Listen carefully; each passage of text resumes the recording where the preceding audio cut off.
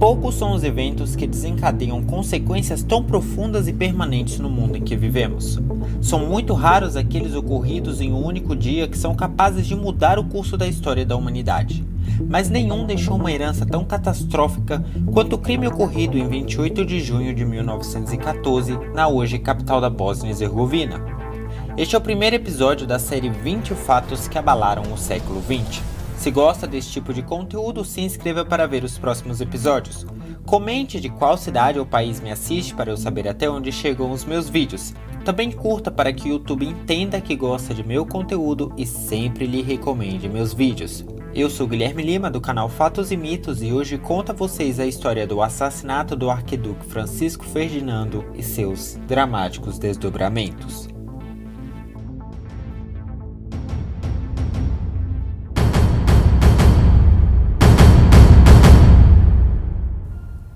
Após a agitação revolucionária na França e Napoleão Bonaparte ter desenhado e redesenhado os mapas europeus várias vezes, a sociedade nascida das cinzas do velho mundo antes da Revolução experimentou um tempo de paz, progresso e otimismo. O capitalismo industrial se desenvolvia a pleno vapor, gerando uma quantidade de riquezas jamais vista antes. Nas ciências, grandes descobertas e invenções davam a impressão que a humanidade era a espécie mais avançada e evoluída da natureza. Os ideais de liberdade, igualdade e fraternidade herdados da Revolução faziam com que a sociedade ocidental acreditasse ser a mais civilizada do mundo. Mas ao mesmo tempo, a paz e o progresso do século pós-revolução escondia tensões e rivalidades que iriam acabar por estilhaçar a felicidade utópica vivida até então, com as granadas de uma guerra global, brutal e mortal. Para entendermos as raízes do assassinato de Francisco Ferdinando e da Primeira Guerra Mundial, é necessário voltar à Europa pós-Revolução Francesa e Napoleônica, que consolidaram o capitalismo financeiro e monopolista. Os empresários buscavam novos mercados para seus produtos e matéria-prima, o que incentivou as principais potências europeias e industrializadas a disputar colônias na África e na Ásia. Ao mesmo tempo, o governo de cada país dificultava a expansão econômica de seus concorrentes, fechando os próprios mercados internos para produtos estrangeiros similares aos nacionais e, ao mesmo tempo, tentando atrapalhar o domínio colonial dos países rivais. Com as tensões crescendo cada vez mais, as potências procuraram se armar e fortalecer ao máximo seus exércitos, pois acreditavam que uma guerra poderia estar a caminho e temiam que uma posição militar debilitada adiantasse um ataque inimigo. As potências também se juntavam através de uma série de tratados em alianças militares com o objetivo de somar esforços contra inimigos comuns. Assim, a Europa acabou dividida em dois blocos opostos. Resumidamente, a Tríplice Entente com França, Inglaterra e Rússia de um lado, contra os aliados com a Alemanha, Áustria-Hungria e a Itália. A corrida armamentista e a política de alianças em nada ajudava no cenário, muito pelo contrário, só piorava a situação que já era explosiva. Para garantir a expansão imperialista das potências europeias, surgem os movimentos nacionalistas que defendiam a união de povos por laços étnicos e culturais em um único estado. Ou seja, unir povos pela cultura, língua ou etnia em um só país. Por exemplo, o pan-eslavismo era um movimento que defendia a união dos povos eslavos da Europa Oriental e tinha como principal líder a Rússia czarista. O domínio das potências europeias sobre outros povos e estados acabou por despertar outros movimentos nacionalistas que tinham como bandeira a autodeterminação dos povos e o fim do domínio imperialista. Isso causava ainda mais tensões e conflitos, principalmente na região da Península Balcânica. O Império Austro-Húngaro, formado pelo que hoje é a Áustria e a Hungria, anexou a Bósnia e Herzegovina. Isso contrariava totalmente os interesses da Sérvia, que pretendia ela anexar a região, já que a maioria dos habitantes da Bósnia eram eslavos. Movimentos nacionalistas sérvios se voltaram para o radicalismo e passaram a usar da violência para demonstrar sua insatisfação. Uma dessas organizações era conhecida como Mão Negra. No dia 28 de junho de 1914, o arquiduque Francisco Ferdinando e sua esposa, a duquesa Sofia, faziam uma visita a Sarajevo, onde assistia a manobras militares na Bósnia, quando um terrorista atirou uma bomba sobre seu carro. O ataque falhou e o artefato explodiu logo atrás, ferindo pelo menos 20 pessoas. Mais tarde, Francisco insistiu em visitar os feridos pessoalmente no hospital, partindo com a esposa e o governador em um carro aberto. A comitiva deu de cara com Gavrilo Princip, um membro da Mão Negra e participante da mesma conspiração do primeiro atentado. O rapaz sacou sua pistola e alvejou o arquiduque, atingindo-o na jugular. Sofia também foi atingida no abdômen. Mais tarde, o assassino disse que sua intenção era matar o governador, mas acabou errando o tiro. Ferido no pescoço, Francisco Ferdinando viu sua mulher ferida e disse: "Sofia, não morra, viva pelos nossos filhos." Essas foram as suas últimas palavras. Sofia morreu antes mesmo de chegar no hospital e Ferdinando morreu 10 minutos depois.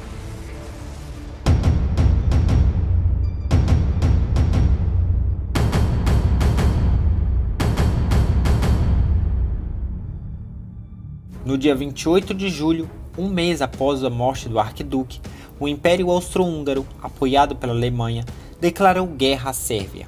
O Império Russo, aliado da Sérvia, mobilizou suas tropas e a Alemanha respondeu declarando guerra.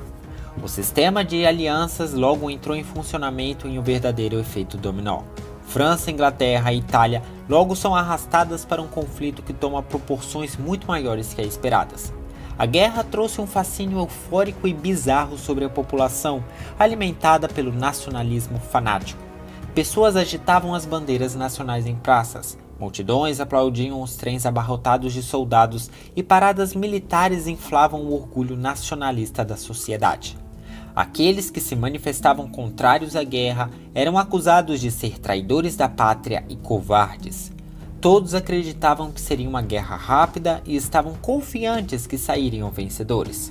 Poucos pareciam ter consciência do poder de destruição dos novos armamentos como metralhadoras, granadas e aviões.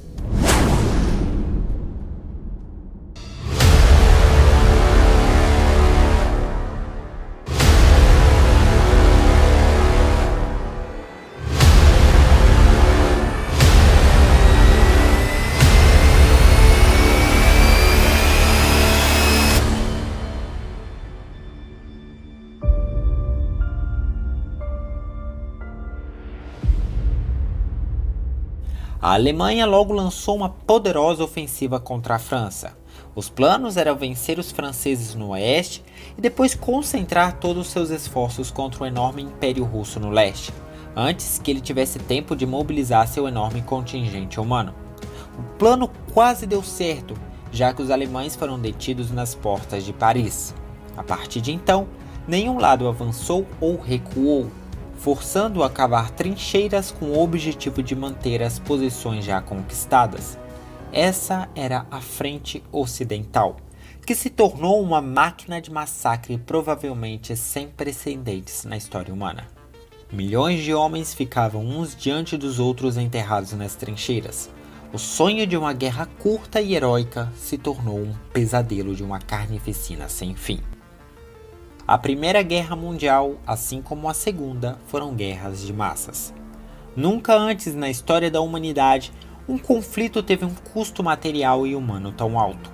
Nunca antes os esforços de toda a sociedade foram convertidos no único objetivo da guerra, do mesmo modo que nunca antes a sociedade civil foi vítima direta do conflito, a ponto de quando as nações em combate perceberam que não eram capazes de vencer os seus adversários no campo de batalha, decidiram matar a população civil do adversário de fome, usando submarinos para afundar navios que carregavam comida e suprimentos. As mortes, portanto, não ocorriam somente nos campos de batalha, mas nos grandes centros urbanos, onde a miséria se tornou comum. Desnutrição tornava as pessoas vulneráveis e doenças como tuberculose, tifo, cólera e gripe mataram milhares de pessoas só na Alemanha. A Primeira Guerra Mundial era diferente em um outro ponto. Era uma guerra mecanizada. A primeira guerra mecanizada da história. Bastava apertar um botão para as cidades serem bombardeadas, Bastava puxar um gatilho para metralhadoras alvejar centenas de uma só vez, bastava puxar uma alavanca e milhares seriam asfixiados com gás. Assim foram as guerras do século XX. As maiores atrocidades que aconteceram neste século foram cometidas atrás de máquinas ou em escritórios burocráticos. É muito fácil matar por detrás de uma escrivaninha, assinando papel ou apertando botões. Se nas guerras antes de 1914 os soldados se enfrentavam corpo a corpo no campo de batalha, com baionetas e rifles, agora eles se enfrentavam à distância e por trás de máquinas. A guerra era desumana em todos os sentidos. A humanidade descobriu com a Primeira Guerra Mundial que mecanizar a guerra tornava o objetivo de matar muito mais fácil e eficiente. A ciência teve um papel diabólico e decisivo no conflito, pois novas tecnologias cada vez mais sofisticadas tinham um único objetivo: matar. Metralhadoras, lança-chamas, explosivos e submarinos. Também foi desenvolvido o mais repulsivo método de guerra, as armas químicas. Com o objetivo de forçar o recuo de tropas inimigas, ambos os lados começaram a usar gases tóxicos altamente mortais nas trincheiras adversárias, matando milhares de soldados em questão de minutos de uma forma cruel e dolorosa. Matar seres humanos asfixiados com gases deixou um trauma tão grande na humanidade que foi permanentemente proibido depois do conflito e seu uso é considerado crime de guerra. No entanto, isso não impediu que o fantasma das armas químicas voltasse para assombrar o mundo poucas décadas depois.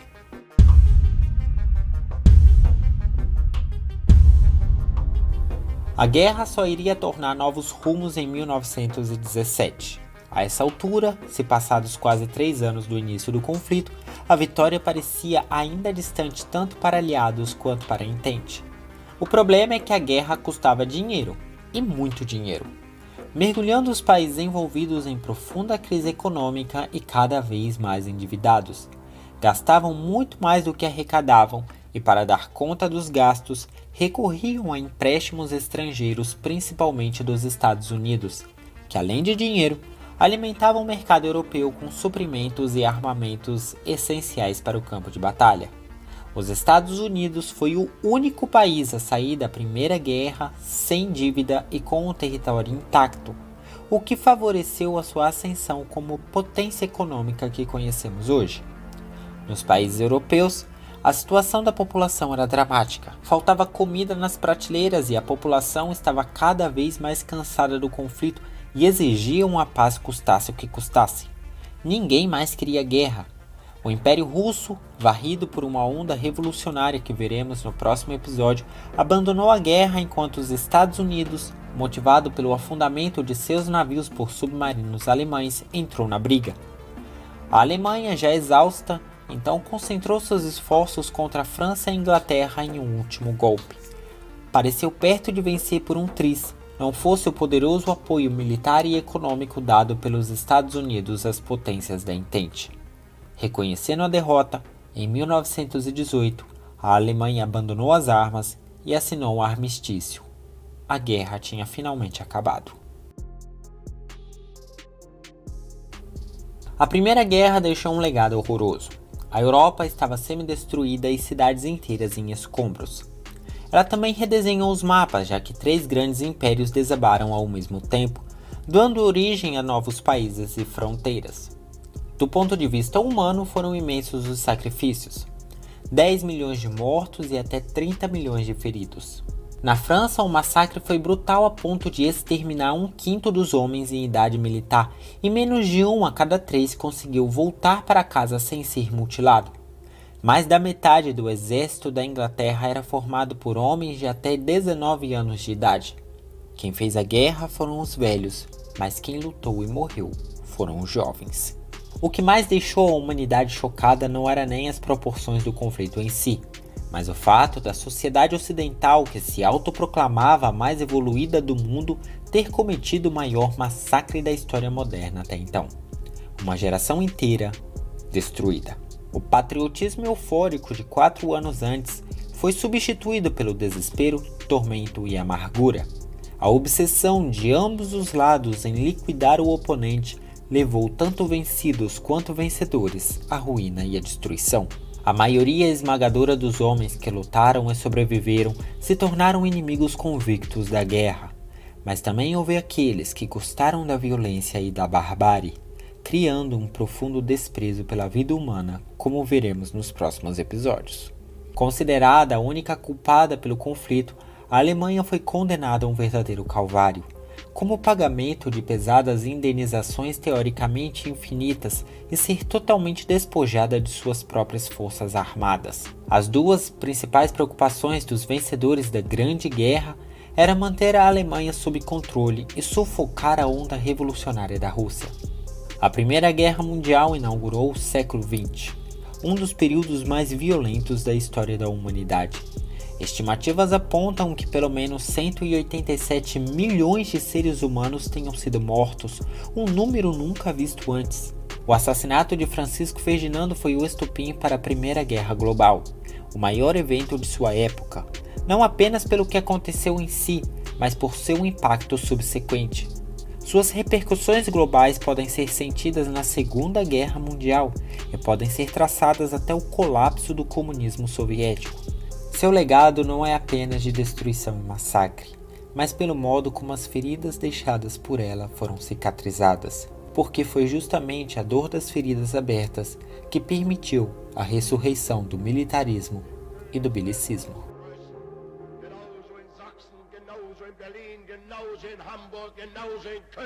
Genauso in Frankfurt, genauso in Stuttgart, genauso in München, im ganzen Deutschen Reich ist es nicht anders.